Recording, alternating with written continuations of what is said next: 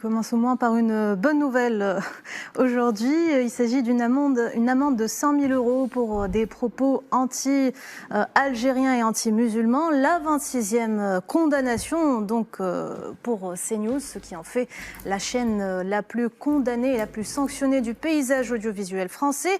Alors les faits reviennent à l'été dernier lors d'une séquence sur la rétention des étrangers en situation irrégulière. L'ancienne ministre Noëlle Lenoir avait déclaré que des millions d'Algériens étaient prêts à sortir un couteau à la main pour poignarder tout le monde.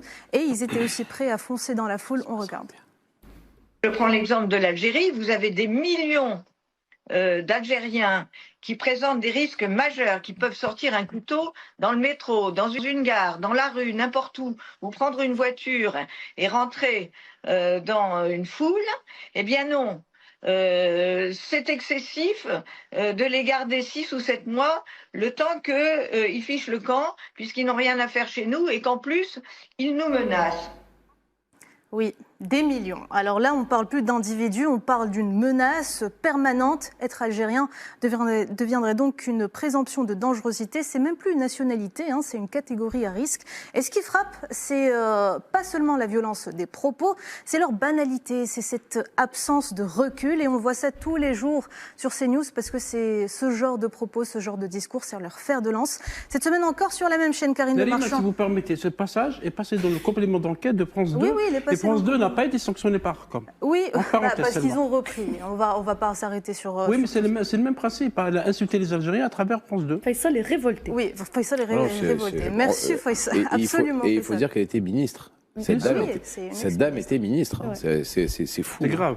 Encore mieux, cette semaine, donc sur la même chaîne, Karine Le Marchand, ou devrais-je dire Karine Mfayo Kourera, de son vrai nom, oui, parce qu'elle a été obligée de changer son nom pour faire plus télévision française.